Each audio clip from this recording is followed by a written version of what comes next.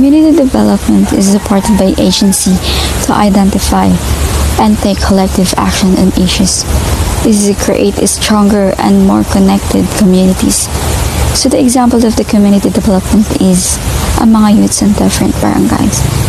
Kaya they volunteer to be part of that group para magbulig to solve ang issues ang problema sa ilang community kag sa pagtanom sa different trees di lang sa ilang community kundi sa ibang pagid ng mga different barangays nakadto sila to help kag sa diri nga grupo wala lang sila learn on how to solve the problem of their communities kag sa problem sa different barangay.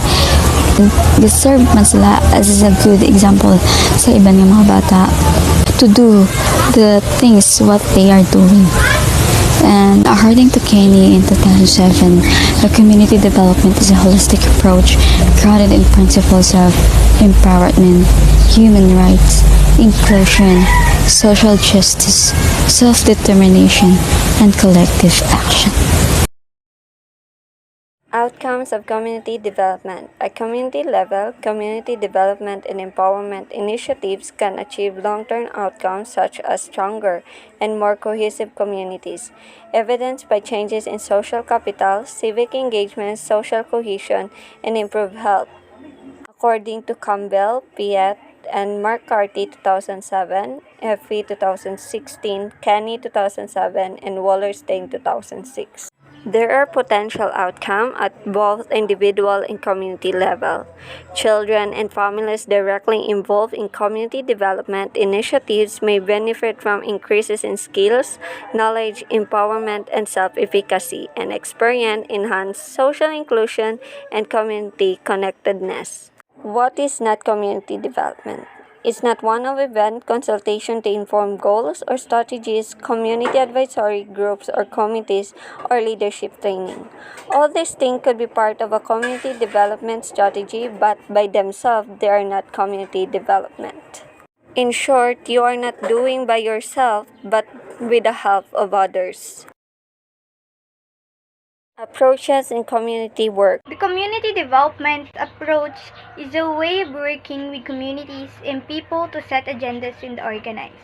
Community development is a long-term value-based process which aims to address imbalances in power and bring about change founded on social justice, equality, and inclusion.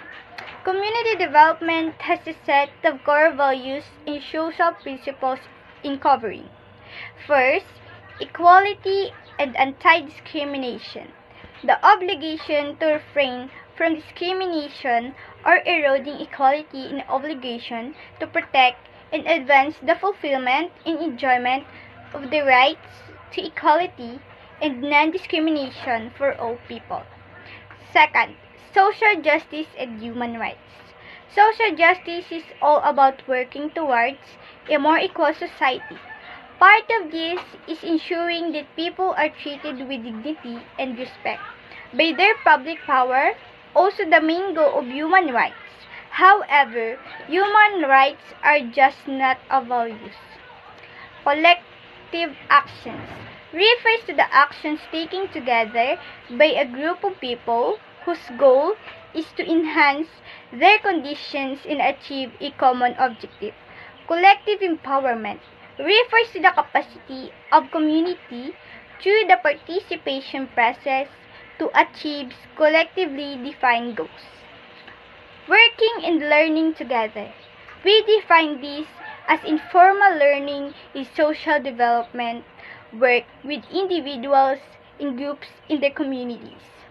The aim of this work is to strengthen communities by improving people's knowledge, skills and confidence, organizational activity, and resources.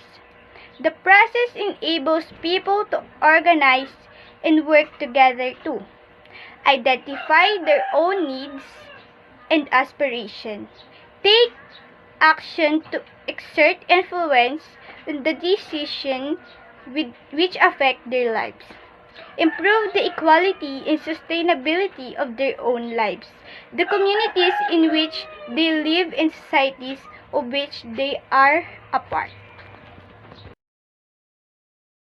First, supporting and developing community strengths. Second, supporting forms of action that help people to recognize and develop their ability and potential. Third, organize themselves to respond to problems and needs which they share. Fourth, support the establishment of strong communities that control. Fifth, uses assets to promote social justice and help improve the quality of community life. Last, enables community and public agencies to work together to improve the quality of the service and decision making. The community development approach seeks to address the following agendas. Empowerment. It is a way of strengthening civil society by prioritizing the action of communities and their perspectives in the development of health, social, economic, and environmental policy. It seeks the empowerment of local communities, taken to mean first, geographical communities, second, communities of interest or identity, last, community organizing around specific themes or policy initiatives. Capacity. It strengthens the capacity of people as active citizens through their community groups, organization, and networks. Voice. It plays a crucial role in supporting active democratic life by promoting the autonomous voice of disadvantaged and vulnerable communities. Those agendas help everyone to the community to have roles and give their best to make it successful. Empowerment, capacity, and voice should be given to everyone to stand out. What is community development as a program? Community development is a process where community members are supported by agencies to identify and take collective action on issues which are important to them. Community development empowers community members and creates stronger and more connected communities. According to Maan Development Center, community development program aims to enhance community development and decrease poverty in rural and disadvantaged areas. The root economic opportunity in community development start with broad and open participation by all segments of the community. So we pick 5 agency programs which are Alliance for Healthy Home, second, Center for Community Changes, third, Community Action Partnership, fourth, National Aid Housing Coalition, and last, National Equity Fund Incorporation. In Alliance for Healthy Home Agency, founded in 1990 as the Alliance to End Childhood Lead Poisoning. But in 2001, the group adopted a new name and a new mission that supports a broad healthy homes and communities agenda and aims to provide more proactive support to community base. In Center for Community Changes Agency, provide research, technical assistance, networking, and coalition building in an effort to support grassroots organizations that foster community development. Community Action Partnership, Community Action Agency, which were established under the Economic Opportunity Act of 1964 to fight Americans' war on poverty. This agency help people help themselves to achieving self-sufficiency.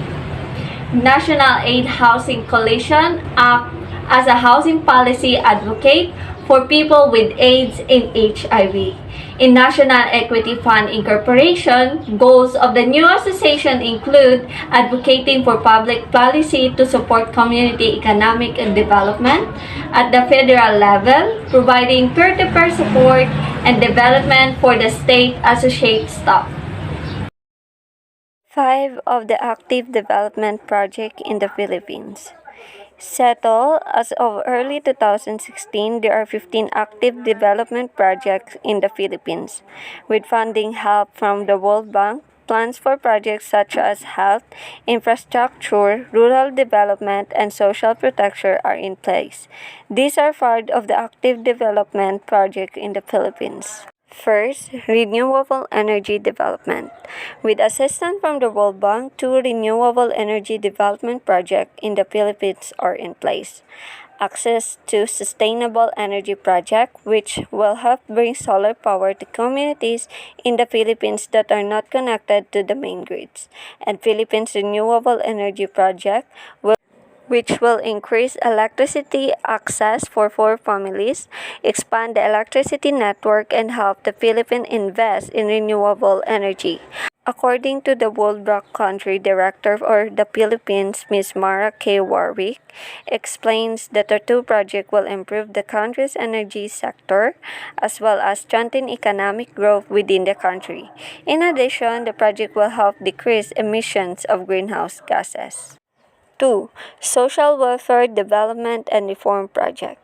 This is a funding project to continue support of the Pantawid Pamilya, the Philippines Conditional Cash Transfer or CCT program.